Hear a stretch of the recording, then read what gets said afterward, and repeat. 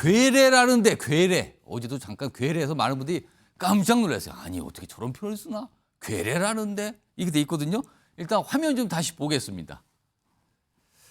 이게 지난 30일에 아시안게임 여자축구대회 우리나라하고 북한하고의 경기였거든요. 근데 이제 북한 TV에서는 지난 2일 날 이거를 보도해서 알려줬어요. 근데 그때 북한이 표현 보세요. 조선 4. 1점이 우리잖아요. 괴뢰입니다. 괴뢰. 괴뢰라는 게 이게 뭐가 이렇게 꼭두각시 약간 비슷한 거잖아요. 그리고 이게 누구는 이게 괴뢰는 사람도 아닌 거 아니냐? 원래 또 이렇게 얘기하시는 분도 있거든요. 조선대 괴뢰라고 썼어요. 근데 저게요. 아무리 생각해도 북한도 어색하지 않았을까요? 스포츠 중계에다 저렇게 썼거든요. 그리고요. 조선중앙TV에서 이걸 또 설명하는 목소리가 있어요. 들어보겠습니다. 여자 축구 우리나라 팀과 괴뢰팀 사이의 준결승 경기가 9월 30일에 진행되었습니다. 경기는 우리나라 팀이 괴뢰팀을 4대 1이라는 압도적인 점수 차이로 다승한 가운데 끝났습니다. 자, 김용남 전원 일단 아무래도 더 어색하기도 하고요. 일단 약간 좀 저런 표현을 쓰나 싶기도 한데, 근데 사실 북한이요. 사실 이번 아시안 게임도 그렇고 과거에도 그러면 본인들을 향해서는 북측이라고 누가 이렇게 질문하고 물어보면 발끈하거든요. 왜 북측이냐고 우리가 뭐 조선민주주의 인민공화국이라고 불러달라 뭐 이렇게까지 얘기하는 마당에 그것도 관영 매체가 스포츠 중계를 하면서 남조선도 아닌 괴뢰라고 썼어요. 이거 도대체 뭡니까 이거는? 그러니까 지금 남북한의 상황이 북한의 뜻대로 잘 안 되고 있다는 반증이겠죠.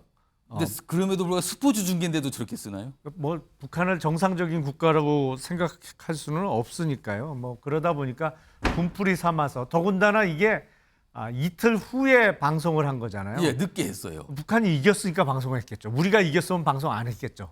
탁구인가요? 그거는 북한이 졌잖아요, 결승에서. 그러니까 이쪽 그러니까 이 한국 예. 남한 얘기는 아예 안 하고 그냥 뭐 조선이 어떠다 이렇게만 보도를 했다 그래요. 그러니까 그건 또. 뭐 북한이 때마침 이겼고 또 지금 상황이 북한 뜻대로 안 돌아가니까 이제 대한민국을 가리켜서 괴뢰라는 표현을 그러니까 저거는 늦게 지연 중계한 거니까 작정을 했다는 그렇죠. 거죠, 저거는. 네, 작정하고 쓴 건데 이게 북한의 주장은 자신네들의 정식 국호가 따로 있는데 왜 예. 북한 뭐 이런 표현을 쓰냐 뭐 그러면서 한 건데 앞서 말씀 주신 대로 북한은 북측 뭐 이렇게만 얘기해도 기분 나쁘다. 뭐 화를 내요. 북한도 쓰지 말라는 예, 거잖아요. 북한이라는 표현도 화를 내고.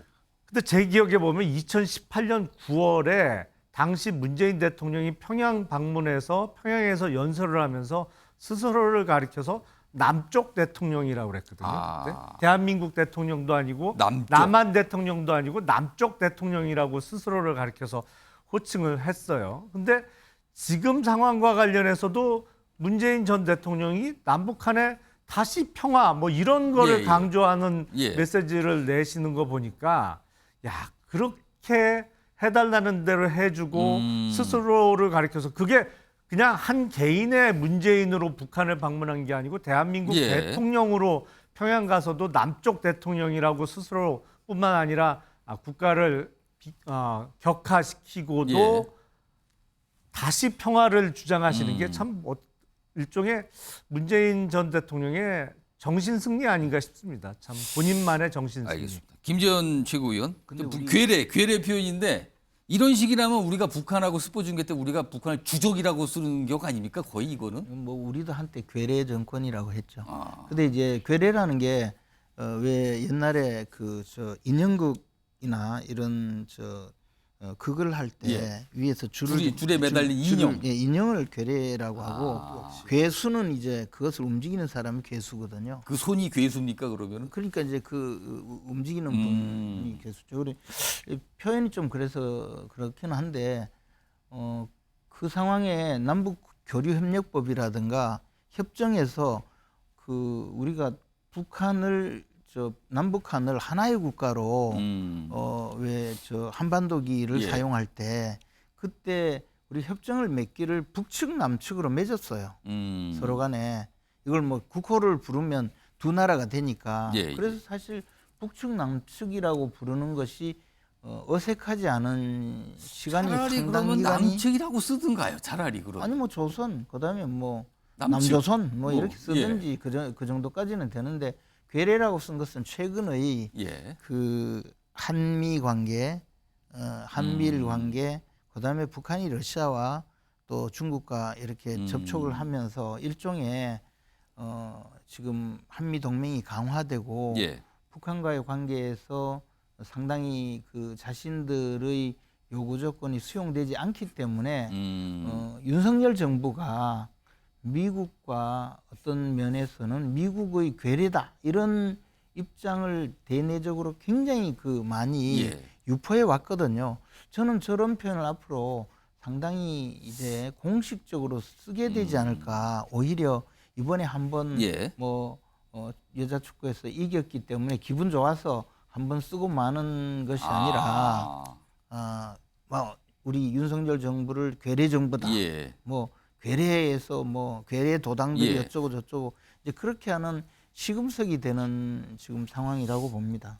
이런 상황에서요. 오늘 문재인 대통령 아까 김영남 전 의원이 상장 접근했는데 오늘이 14 남북 공동선언 16주년 되는 날이거든요. 그 관련해서 본인의 이제 SNS상에 관련된 글을 어떤 입장 생각을 올렸는데 그 화면 좀 보겠습니다.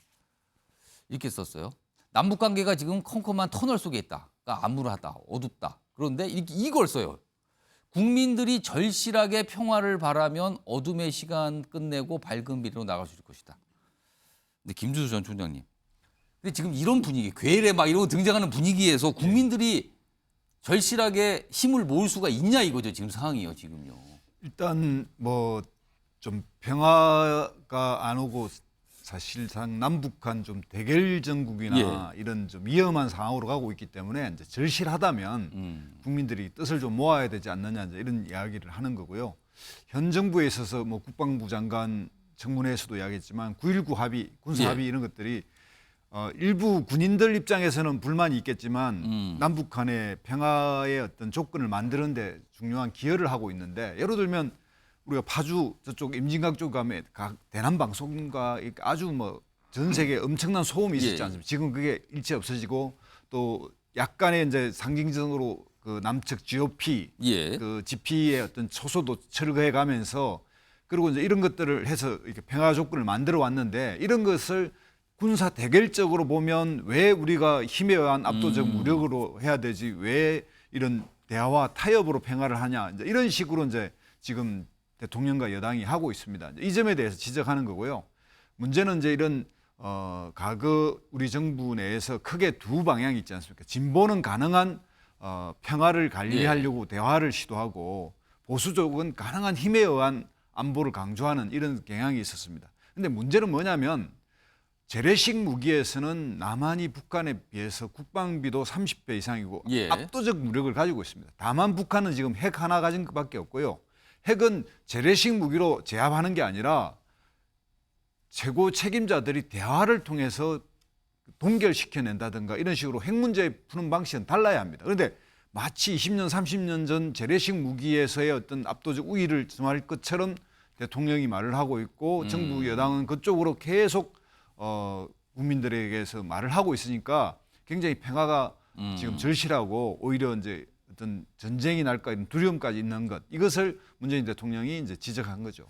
오늘 사실 14 남북 공동선 16주년 날 과거에는 뭐 굉장히 행사도 크겠는데 사실은 북한하고 우리가 관계가 지금 굉장히 안 좋은 상황에서 또 괴뢰라는 표현까지 등장해서 많은 분들이 저런 표현은 어떻게 쓸까? 스포츠 중계했을까? 뭐 해서 많은 얘기를 오늘 하시더군요. 그래서 오늘 좀 따로 봤고요.